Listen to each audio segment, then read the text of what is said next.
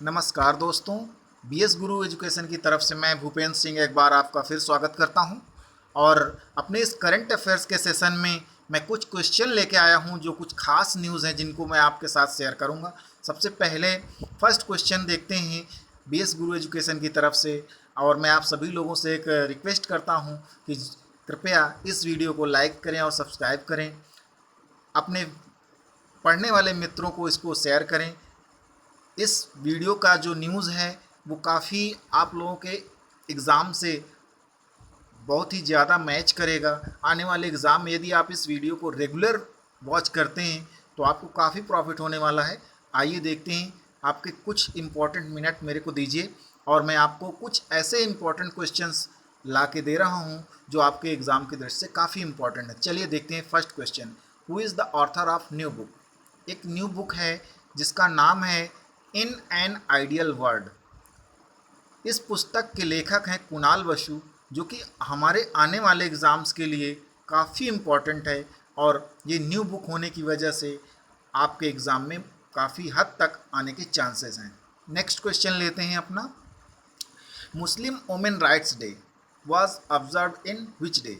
यानी क्वेश्चन कहता है कि मुस्लिम महिला अधिकार दिवस कब मनाया जाता है। और ये बगल में बॉक्स देखते हैं, साइड में बॉक्स है। मुस्लिम महिला rights day is observe on August 1st। It was on this very day in 2019.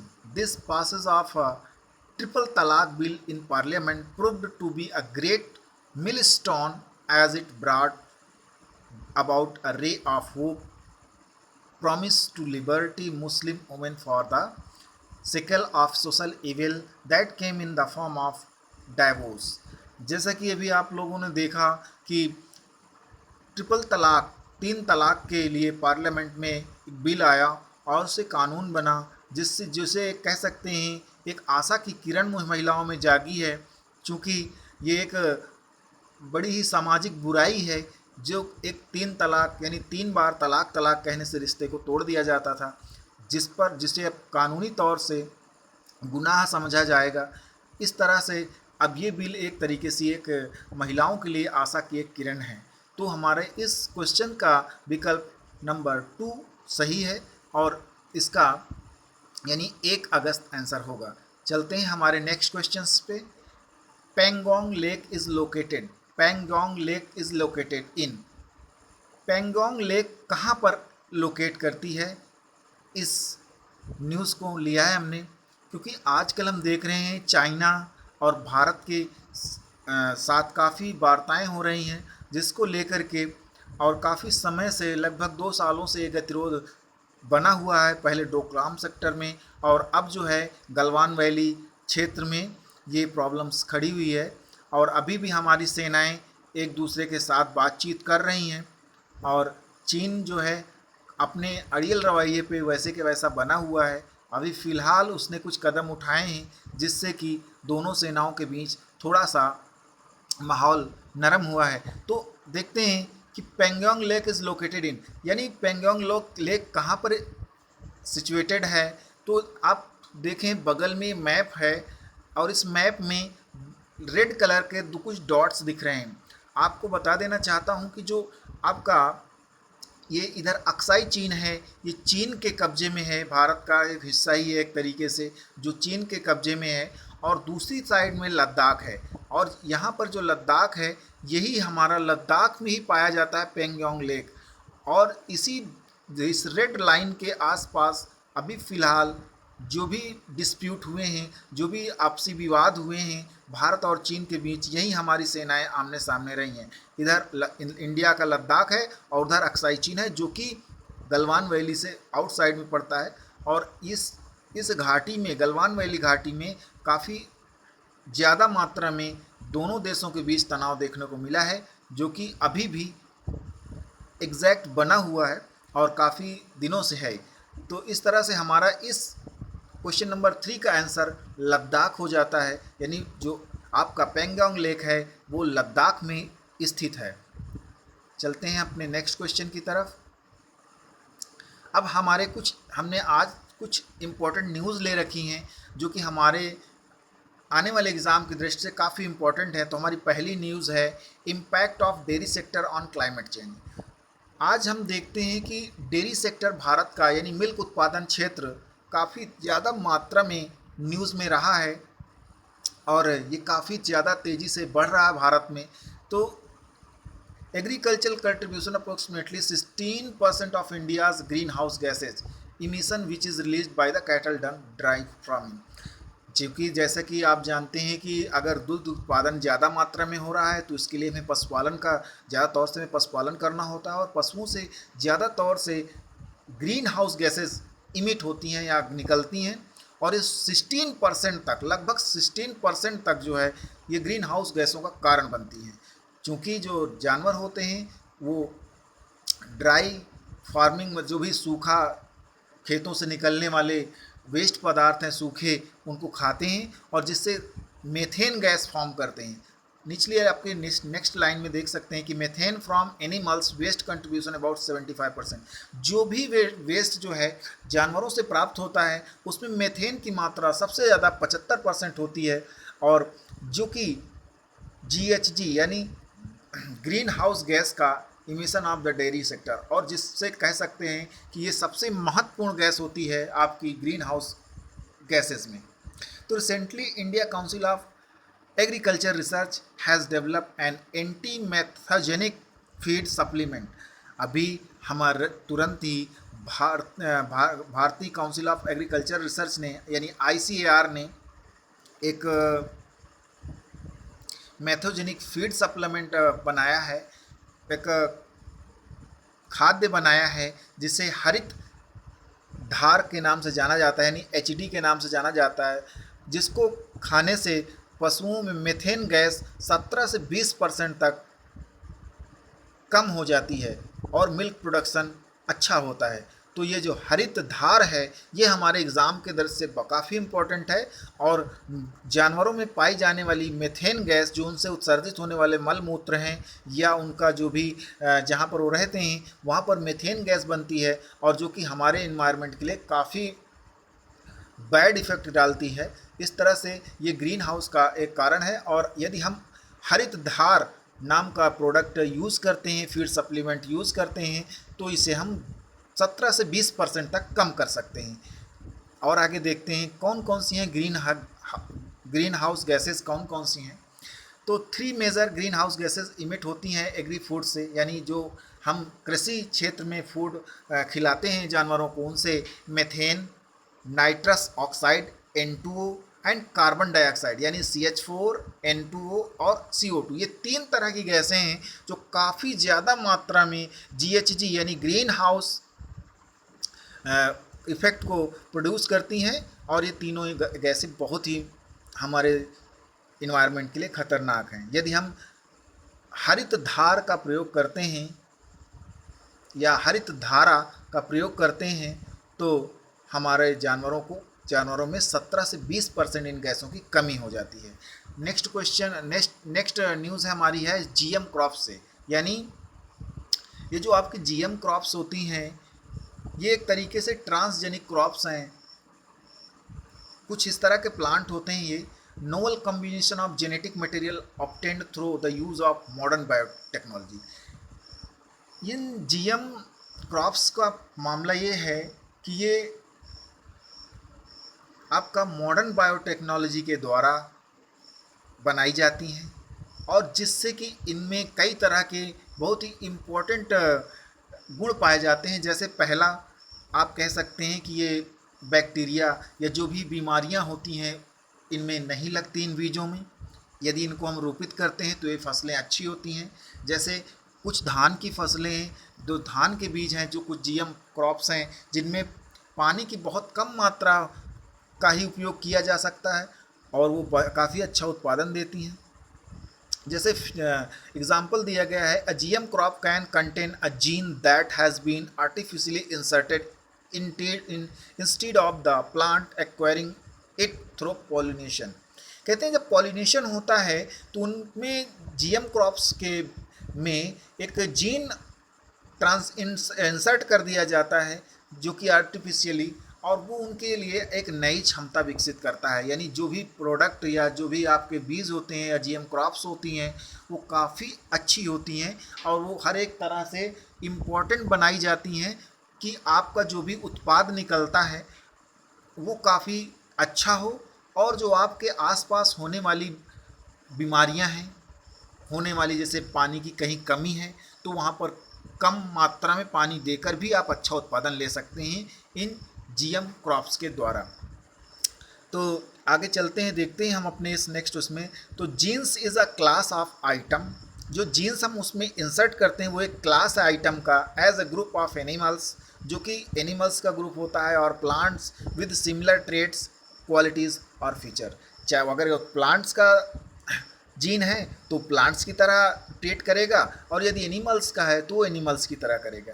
इस तरह से हमारे पास कुछ जीएम क्रॉप्स हैं, हम उनके विषय में जानते हैं। जैसे बीटी कॉटन, अभी हमारे यहाँ सबसे एक इम्पॉर्टेंट बात यह है कि बीटी कॉटन एक जीएम क्रॉप है। ये केवल एक यही एक क्रॉप है बीटी कॉटन जो कि अलाउड है इंडिया में, यानी बीटी कॉटन की जो जीएम क्रॉप है वो भारत में अलाउ है। It has alien genes from the soil bacteria bacillus thuringiensis, यानी बीट। आपका सॉइल बैक्टीरियम बैकुलस जो है इसमें allow the crop to develop a protein toxic to the common pest pink bollworm. जो आपका कॉटन का फसल होता है इसमें पिंक वुलवर्म नाम का एक बहुत ज़्यादा मात्रा में पेस्ट होता है जो कि कीड़े लग जाते हैं। और एक इन बीटी कॉटन के जो पौधे होते हैं इनमें एक प्रोटीन टॉक्सिक प्रोटीन यानी जहरीली प्रोटीन डाली जाती है जिससे पिंक विलवर्म नहीं लगते हैं और इससे फसल अच्छी होती है। अभी तक सबसे इम्पोर्टेंट बात ये जानने की है कि बीटी कॉटन ही ओनली ऐसी एक जीएम क्रॉप्स है जो भारत में अलाउड है। इसके बाद हमारे पास बीटी कॉटन के या कॉटन के काफ़ी और भी इम्पोर्टेंट्स हैं, जैसे कि हर्बिसाइड्स टॉलरेंट बीटी, यानी हर्बिसाइड्स का मतलब होता है जो आपके छोटे मोटे कीड़े पतीड़े लगते हैं उनके लिए भी ये बहुत रेजिस्टेंस है और इसमें कोई भी इस तरह की बीमारी नहीं लगती। Other hand is a derived with the insertion of an additional gene from another soil bacterium, यानी किसी दूसरे मिट्टी में भी यदि इसको बोया जाता है तो ये काफ़ी अच्छी फसल देता है। Which allows the plant to resist the common herbicides glyphosate. तो इस तरह से ये हमारे लिए एक हार्बिसाइड्स टॉलरेंट भी होता है। हमारा नेक्स्ट जीएम क्रॉप्स है BT brinjal, a gene allowed to the plant to resist attacks on fruits. ये जो बीटी ब्रिंजल है ये एक तरह का ये भी एक जीएम क्रॉप्स है जो कि रेसिस्ट करता है attack of fruit suit borrows. तो ये जो ब्रिटी ब्रिंजल है इसमें फलों में कुछ कीड़े लगते हैं उनके लिए बहुत, जो यदि आप बीटी ब्रिंजल की फसल लगाते हैं या जीएम क्रॉप्स लगाते हैं तो उन कीड़ों से आप छुटकारा पा सकते हैं। इस तरह से एक अगला हमारे पास है DMH11 मस्टर्ड। ये सरसों का एक जीएम क्रॉप है, जेनेटिक मॉडिफाई है, allows crop pollination in a crop that self pollinates in nature. और इस फसल की खास बात ये है, इस जीएम क्रॉप्स की खास बात ये है कि ये सेल्फ जेनेटिक पॉलिनेशन करता है और इस स्वयं पॉलिनेट होकर के ज़्यादा से ज़्यादा मात्रा में हमें उत्पादन देता है।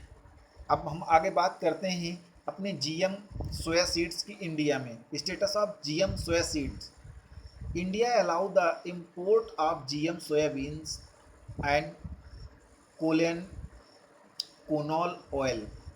भारत ने अलाउ कर रखा है कि जीएम सोयाबीन को ख़रीदा जाए या आपने यहाँ पर लाया जा सकता है और कैनोल ऑयल को भी।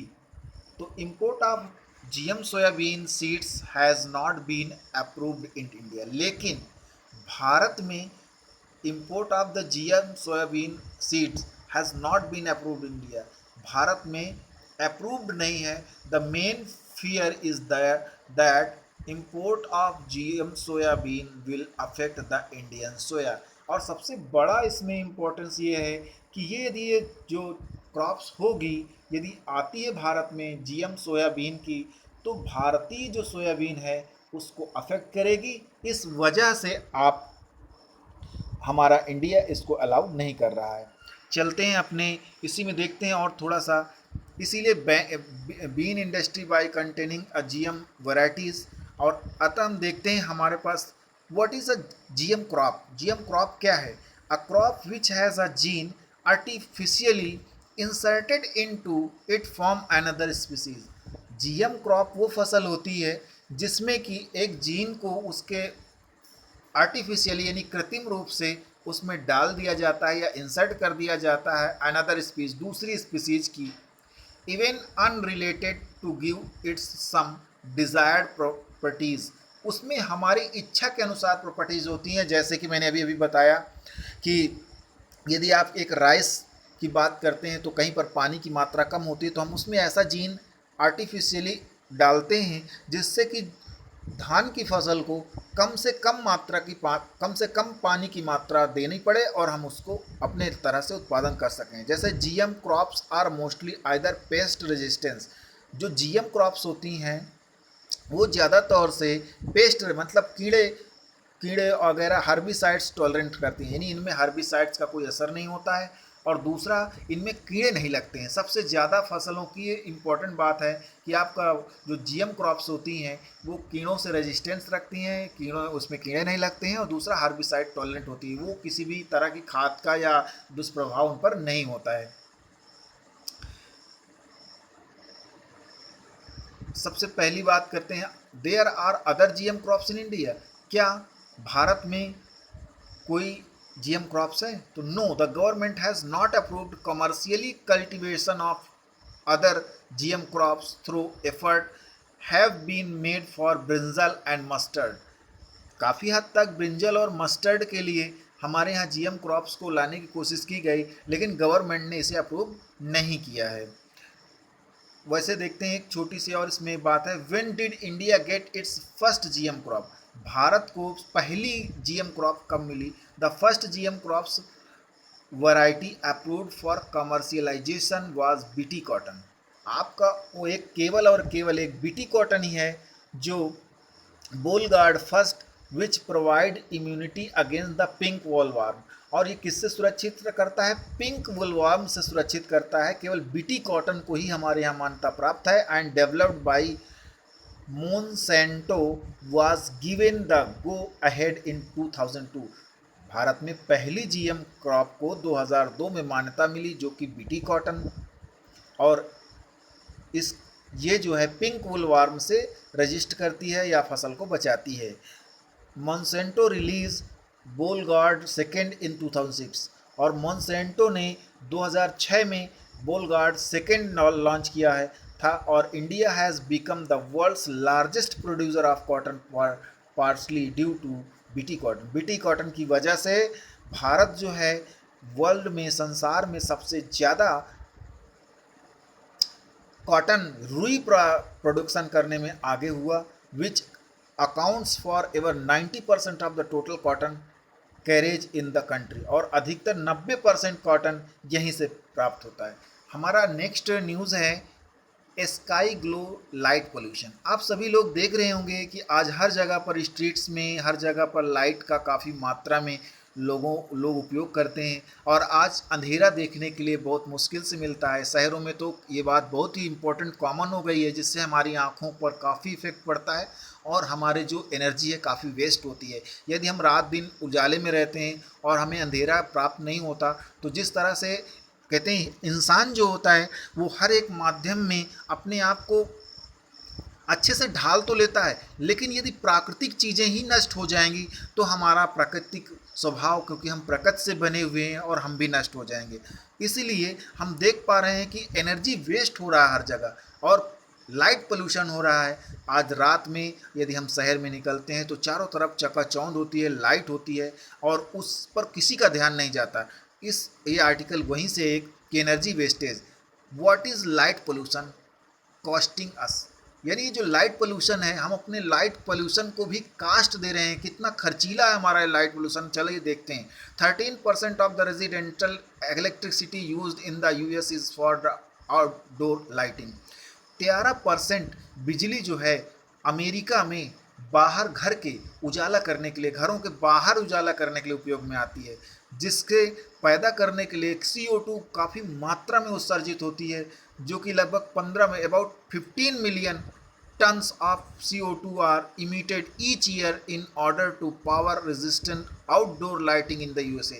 केवल USA यानी केवल अमेरिका में 15 मिलियन टन कार्बन डाइऑक्साइड उत्सर्जित होती है, जो कि केवल रोड साइड या बाहरी इन्वायरमेंट को उजाले के लिए कीमत चुकानी पड़ती है हमारे इन्वायरमेंट को।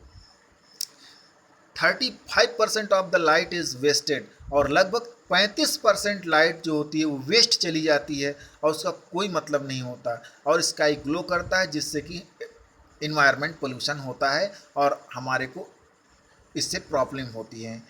इसी प्रकार आप देख पा रहे हैं कि यदि हमारे यहाँ बैड आउटडोर लाइटिंग वेस्टेज होते हैं, लगभग 0.5 किलोवाट आवर्स ऑफ एनर्जी पर हाउस पर नाइट, यानी लगभग 0.5 किलोवाट हाउस हर घर में एनर्जी वेस्टेज होता है और हर एक रात इस एनर्जी का कंजप्शन होता है। तो इस तरह से जैसे कि enough energy to power a 15 inch plasma TV for 1 hour, जो कि लगभग 1 घंटे तक आपकी टीवी को चला सकता है। तो इस तरह से मैं आप लोगों से यही रिक्वेस्ट करूंगा कि आप लोग भी एनर्जी को बचाएं, और यदि आप रूम में नहीं हैं तो अपने लाइट्स को ऑफ रखें, अपने पंखे को ऑफ रखें। इस तरह से आप अपने इन्वायरमेंट को भी बचाएंगे और आप भी सुरक्षित रहेंगे, आपकी आंखें सुरक्षित रहेंगी, क्योंकि सबसे ज़्यादा आंखों पर ही हमारे लाइट का इफ़ेक्ट पड़ता है। इसी के साथ आज का मैं अपना लेक्चर यहीं समाप्त करता हूँ। नमस्कार फ्रेंड्स, इस वीडियो को शेयर करें, लाइक करें अपने फ्रेंड्स से। Thank you for watching this video.